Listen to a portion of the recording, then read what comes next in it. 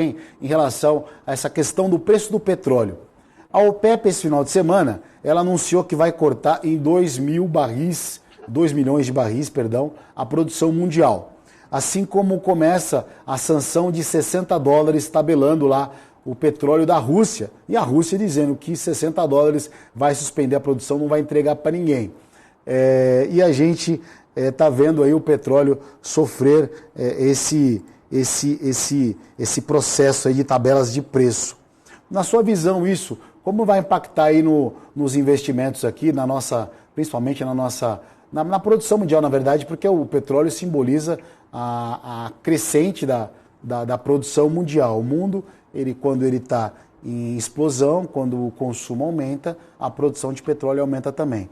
Então, resumidamente, a pergunta é o seguinte: com esse corte da OPEP, com essa tabela da Rússia, pode-se projetar um consumo menor mundial, de um modo geral? Um crescimento menor? Excelente questão, Kim. Bem, o petróleo, graficamente, a gente tinha visto ele na semana passada numa região de suporte, né, e aí a gente viu o petróleo subindo nos últimos dias. Eu acredito que sim, esse corte ele seja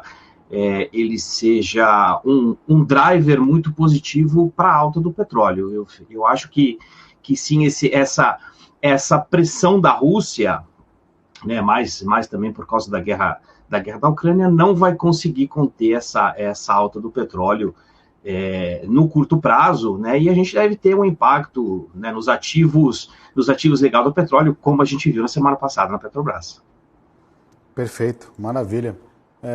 Acho que o mercado tem uma leve percepção de antecipar alguns movimentos, né? Então, a gente está vendo aí, embora a China sendo um grande indicador positivo e otimista aí para as bolsas desde a semana passada, com a retomada lá de uma certa forma, a diminuição de restrição, mas o mercado ele sempre olha um pouquinho adiante.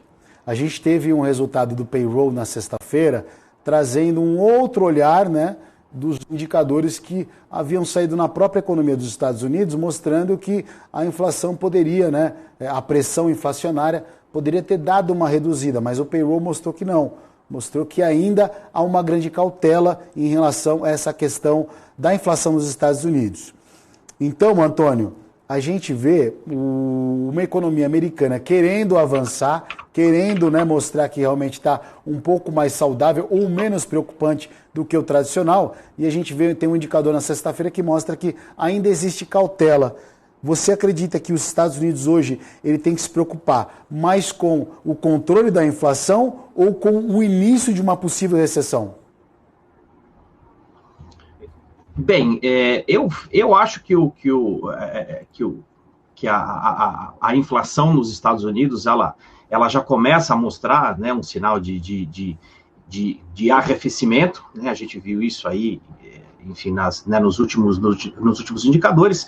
Sexta-feira a gente vai ter um indicador importante para tentar entender um pouco mais isso daí, que é o PPI, né, que é o índice de preços aos produtores, que é o índice leading, que a gente chama, né, que é o índice que vai dar preço, né, nos próximos indicadores, e pode já mostrar um arrefecimento ou não dessa inflação. A expectativa é que o núcleo ainda suba um pouco, né, o Core PPI ainda suba um pouco de 0 para 0,2, mas que o PPI em si, o núcleo mensal, ele se mantenha estável, né? Então, com isso, com certeza, a gente já começa nos próximos dias a olhar um pouco mais para a questão da recessão dos Estados Unidos e como que o governo vai trabalhar essa situação, né? Porque a gente sempre tem essa briga, né, esse cobertor de pobre na economia, que a gente chama,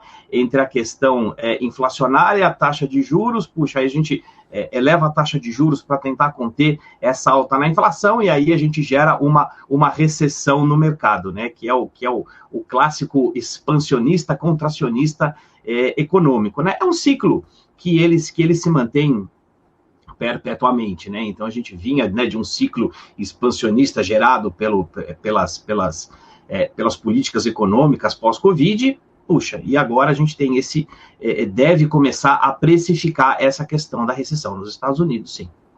O próprio índice que está projetado na sexta-feira, que você mencionou, o índice de preços, ele está com uma projeção, mesmo que leve, mas positiva, né?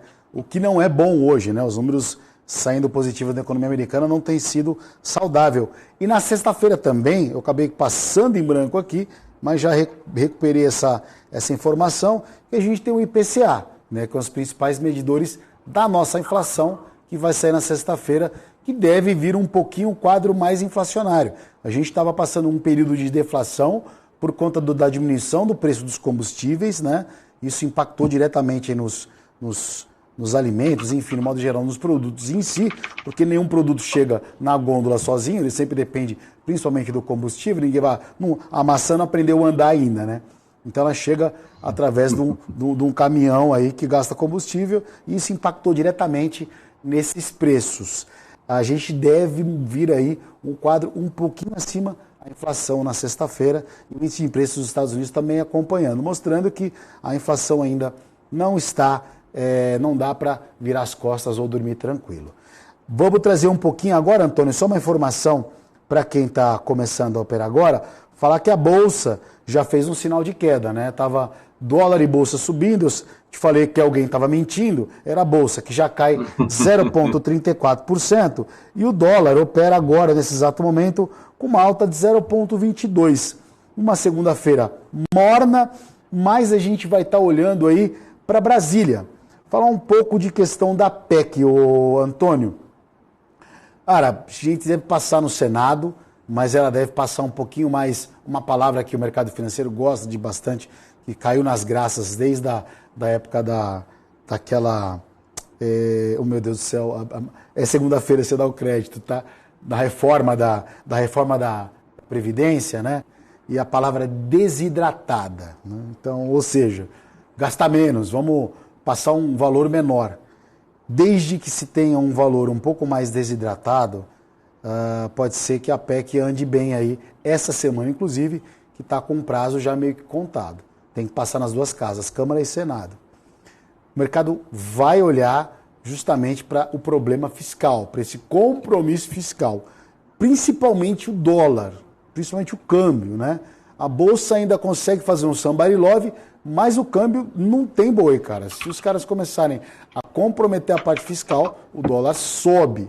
Como você enxerga esse movimento aqui na nossa bolsa local? Vamos esquecer um pouco lá de fora, vamos falar aqui de dentro. Muito bem, Kim. Você falou uma excelente verdade agora há pouco, de que o mercado sempre olha para frente, né? A gente sempre precifica o que ainda não está precificado, né? A queda do índice aí no começo, acho que em quase todo mês de fevereiro, ele se deveu a essa PEC da transição, né? E eventualmente quem seria o nome do ministro da Fazenda, e a gente acha que isso daí já entrou no preço, né? Tanto que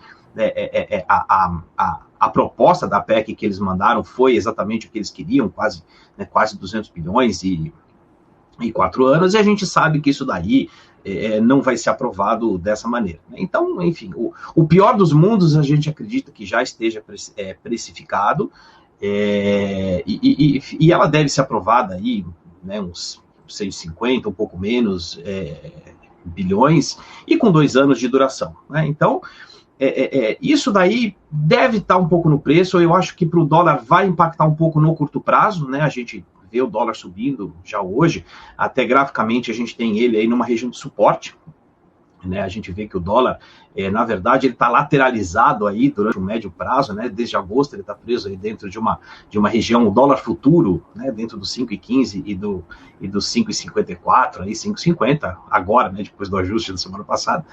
E ele pegou numa região de suporte na sexta-feira, no 5,21, e já está sentindo.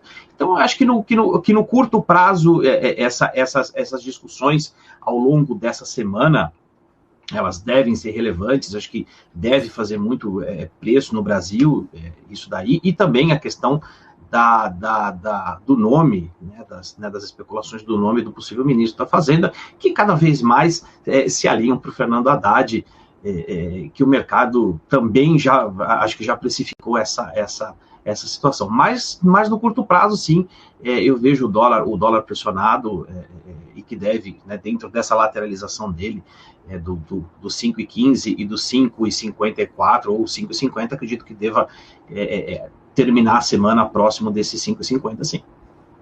Maravilha. Quero dar um bom dia aqui pro Guilherme Rodrigues. Bom dia, tudo bem? Também um bom dia aqui para o pessoal bombando aqui, o pessoal massacrando política, o pessoal adora falar de política aqui. Mas vamos que vamos, na verdade, né? A questão é que, enquanto a gente também se preocupa, é natural hoje, o Antônio, e eu estou conversando para você que sintonizou agora, na verdade, deixa eu falar de novo, né? A gente está falando com o Antônio Montiel, o Antônio Montiel, que ele é analista sócio da Escola de Operadores. É que é engraçado, o Antônio, enquanto o pessoal fica brigando muito por política, a gente sabe que Brasília, nesse exato momento, está sendo dividida com a PEC, né? Então, os cargos, os ministérios, a possibilidade de criar novas pastas, né? O aumento do custo disso, então o Centrão aproveitando para poder aprovar a PEC, tentando angariar o mais possível de verba eleitoral, e aí a gente acaba pagando sempre a conta, como sempre, né? Independente de quem fique lá, não muda o quadro, né? Só mudam os personagens, mas a história, infelizmente, continua sempre a mesma, e a gente acaba aí, né, esquentando a cabeça, o cara fica puto com política, preocupado com uma série de coisas, sendo aí que o mercado vai caminhar com Haddad, com Persuarida, com quem for ali, em qualquer pasta. O mercado vai ser obrigado, vai ter que engolir, né? Meio que estilo Zagallo. Antônio Montiel, você você é sócio aí da Escola de Operadores. O que o pessoal aí que opera no mercado financeiro tem sentido mais? Volatilidade? Qual que é a maior reclamação aí das pessoas que você tem contato e estão sentindo aí nesse movimento de mercado pós-eleição? Muito bem, eu acho que você falou a palavra-chave, volatilidade, né? Isso daí realmente é uma questão que atrapalha bastante, né? Enfim, acho que você sabe bem, para a gente que faz day trade, não é uma coisa muito boa, né? Isso abre de um lado, vira para o outro, né? A gente vê a bolsa nesse movimento quase todos os dias, ela abre de um jeito até as 10 horas da manhã, né? O índice dólar futuro são uma coisa até as 10 horas da manhã, aí abre bolsa das 10 às 11h30 é outra coisa, e quando abre Estados Unidos parece que ela nem trabalhou ainda, né? Ele vira completamente, uma coisa que estava negativo vai para o positivo, está no positivo, vai para o negativo. Isso daí é muito ruim, né? Para a gente que opera análise técnica, né? A gente tem um sinal, por exemplo, de um rompimento de resistência, e aí, puxa, faz um falso rompimento, aí tenta romper o suporte, faz um falso rompimento, volta de novo para a resistência, né? Então, a volatilidade realmente ela é uma inimiga do trader, né? Ela é uma inimiga de quem faz day trade, principalmente. Quem opera num prazo maior ou num prazo mais dilatado, né? Por exemplo, num gráfico de 15 minutos ou até mais, acaba não sendo tanto violinado, mas ele acaba tendo os stops mais caros, né? A volatilidade, ela, além de ela gerar mais incerteza no mercado, muita gente acha que é oportunidade, né? Mas para a gente é mais incerteza, acaba tornando os trades mais caros, né? Acaba trazendo muita violinada, que a gente chama, né? Que é quando o trader ele entra numa operação de compra, por exemplo, e aí estopa, porque cai depois sobe de novo, e isso é muito ruim. Então toda essa incerteza que a gente tem na economia, né, nos últimos meses, acho que um pouquinho antes de pré-eleição, isso daí começou, até hoje, é muito ruim para a gente que faz day trading, né? Então, para quem opera no swing trading de ações, por exemplo, utilizando o gráfico diário, ou mesmo qualquer outro tipo de ativo, onde ele não use o gráfico de 5 minutos, né? Procure tempos maiores, ele consegue ter mais segurança nas operações deles, com certeza. Estou falando aqui com o Antônio Montiel, hein? E falar um pouco do panorama do mercado aqui. Bolsa continua trabalhando com uma queda de 0,39, o futuro 111.800 pontos, ali chegou a bater 740, 750, deu uma segurada. E o dólar que abriu lá embaixo, só subiu. E trabalha agora o futuro na casa dos 5.259, 5.260, com uma alta de 0,27%. Uma leve alta no dólar nessa manhã de segunda-feira, assim como uma queda na Bolsa, que está acompanhando as bolsas americanas com uma queda de 0,37%. O Antônio, você sabe que a gente foi forjado, eu fui forjado um pouco no aço, né? Eu trabalhava no pregão Viva Voz, e daquela época, desde lá então, eu sou condicionado a mercado de volatilidade. Então, quanto mais volátil o mercado, para mim é muito melhor, porque as operações que a gente se acostumou a fazer desde aquela época são operações que duram segundos, né? Então, muito, muito rápidas, né? Para mitigar justamente o risco. É claro que ao longo desse processo de 30 anos de mercado financeiro, a gente teve que se adaptar em algumas coisas. Por exemplo, eu já peguei o dólar com banda, né? Então, faixa cambial, o dólar não podia. O máximo do dólar num dia era 2,50 e era máximo 2,50, a mínima 2,48. E o dólar podia oscilar isso. Peguei época de banda, peguei época em que a bolsa estava vinda do plano Collor, não tinha dinheiro, assim, não tinha, a bolsa era parada. Então, já peguei vários movimentos no mercado. Crise da Ásia, onde o mercado abria com 5 limites de alta seguidos, né? Abria comprador na máxima. Então, já vi vários movimentos. Mas, para mim, essa questão de mercado muito rápido se resolve a vida muito rápido, na volatilidade. Como também, Antônio, já teve movimentos em que a gente teve que fazer operação mais cadenciada e ficar posicionado mais horas, né? Agora, em você ficar posicionado mais horas, você se expõe ao todo.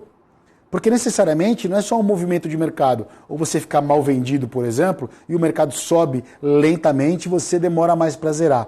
Mas você fica sujeito a uma notícia que pode, infelizmente, ir contra o que você está, a sua posição.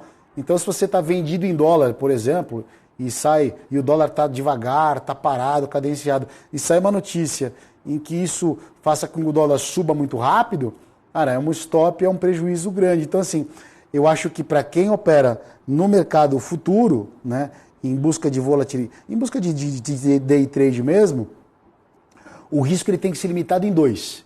Primeiro, em tempo de posição, o tempo que você fica posicionado. E acho que o principal que antecede a isso é a questão do valor do contrato, é a exposição, o tamanho que você fica posicionado.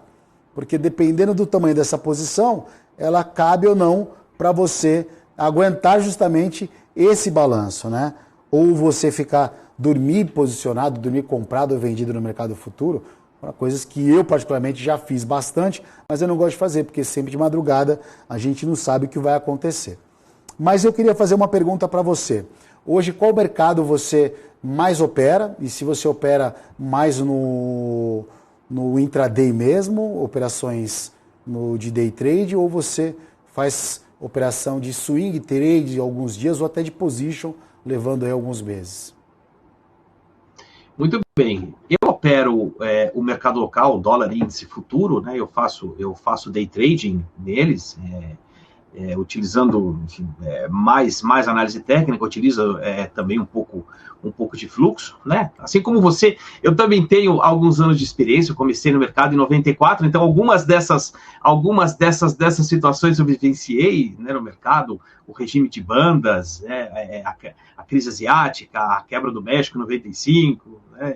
Enfim, eu passei algumas desses momentos no mercado também. Então hoje eu faço o dólar índice futuro, né? Eu faço day trading, eu faço swing trading em ações, né? que é um trade muito mais relaxado do que o day trade, e eu faço algumas operações de swing trading também no mercado de moedas, no mercado de forex. E CFDs também, petróleo, ouro, eu faço algumas operações também nesses mercados que acabam tendo algumas oportunidades. Aí, como eu te falei no caso do... Você consegue dormir? No caso do Forex, sim, né? Eu faço uma boa gestão, de risco, então, enfim, não tenho... É lógico, às vezes a gente toma alguns sustos, né? mas de maneira geral acaba dando certo. Você tá de brincadeira, meu. Se operar dois ativos já fica tonto, você quem dirá operar Forex. Forex, para quem não sabe, eu acho que eu vou dar uma introdução, mas aí eu vou deixar você complementar, porque é o mercado que você opera com mais propriedade do que eu, porque eu não gosto. É um mercado praticamente de moedas, né, Antônio? Isso, exatamente. É o mercado internacional de moedas, né? Euro, dólar, dólar ien. Né? A gente trabalha, porque quando a gente opera aqui, né, o nosso dólar, a gente na prática está operando o Forex local, né? A gente opera o SDBRL aqui no Brasil. Então isso daí dá um pouco para o pessoal uma ideia do que seria o mercado de Forex, porque basicamente a gente tem duas grandes divisões, né, ativos de índice, como o caso do índice Bovespa, índice Nasdaq, que eles têm um tipo de comportamento, eles são mais direcionais por natureza, e a gente tem os ativos de moedas internacionais, como no caso do real, ou o Forex, que são as moedas no exterior, né, dólar canadense, dólar australiano, libra, ien. Então eles são ativos que eles têm algumas características muito interessantes. Primeiro, por eles serem 24 horas, eu acho que isso é muito legal, né? Eles ficam abertos das 6 horas do domingo até as 6 horas de sexta-feira, né? Eles passam todos os dias da semana aberta, o que é muito muito bom, né? Porque você tem a possibilidade de operar à noite, por exemplo, se você trabalha faz algum trabalho durante o dia, você tem a possibilidade de operar durante a noite. Lógico que, né, eu não recomendo, eu já fiz isso há muitos anos atrás, né, há uns 15, 20 anos atrás, eu operava a sessão de Londres, 3, 4 horas da manhã. Não faço isso mais, não é necessário, por isso que eu migrei pro swing trade, porque no Forex também, porque é algo mais tranquilo. O cara que opera de madrugada à noite em casa tem que ir pra igreja, pelo amor de Deus, cara. Você tá louco. Não... Tem que exorcizar um cara assim, porque não tem a menor condição. O Forex é um mercado, desculpa a minha ignorância, tá? É por falta de conhecimento mesmo, porque é um mercado assim, que eu olho, mas ele é um mercado descentralizado, certo? Exatamente. É por isso que eu não gosto, porque é um mercado que não tem uma plataforma única, né? Cada corretora tem mais ou menos a sua cotação, mas essas cotações se equivalem. Dado um exemplo, o Bitcoin, por exemplo, certo? Isso. Hoje é um pouco mais fácil, porque hoje existe pools de liquidez, que a gente chama, né, que são algumas instituições que elas congregam muitos bancos, então acaba sendo algo mais perto a um mercado de bolsa, né? Antigamente, quando eu comecei lá, né, há 15, 20 anos atrás, realmente era totalmente descentralizado. Hoje já não é tanto, né? Com o advento aí da tecnologia, se formou esses pools de liquidez, então tem muitas corretoras que elas se conectam nesses pools e elas oferecem preços estáveis ou preços de mercado, né? Não existe muita manipulação se for uma corretora séria. Uma pergunta aqui para você hoje, né? Eu quero agradecer demais já para a sua participação, bem informativa, e eu queria que você passasse aí o palpite para o jogo do Brasil e saber se você já está com perspectiva de sexta-feira aí, vamos ver. Ah, sim, sem dúvida. Eu acho que hoje é 3-1 Brasil, né? Eu acho que a Coreia aí na correria acaba fazendo um golzinho, né? No Brasil, acho que essa defesa vai tomar o golzinho de correria da Coreia, mas vai ser 3-1 tranquilo, e aí na sexta-feira, sim, a gente deve ter um jogo que deve ser tranquilo também, né, Kim? Acho que o jogo mesmo, né, o Brasil mantendo-se estável assim, o jogo complicado mesmo vai ser na semifinal, né, que Holanda ou Argentina realmente vai ser pedreira. Menino Ney faz gol hoje ou não, será, hein? Eu acho que faz, viu? Acho que faz. Está no meu bolão. 3-1 Brasil com gol do Neymar. Pô, você tá nesses Sportbet da vida, essas plataformas de apostas aí, eu não conheço um que tá ganhando, mas vamos que vamos, né? Segue entusiasmado. Olha, conversamos aqui com o Antônio Montiel. Obrigado pela sua participação e espero te ver mais vezes por aqui, tá bom, Antônio? Kim, muito obrigado. Agradeço a oportunidade e um grande abraço para você e todos que estão nos assistindo. Imagina, uma ótima semana para você, um bom pregão.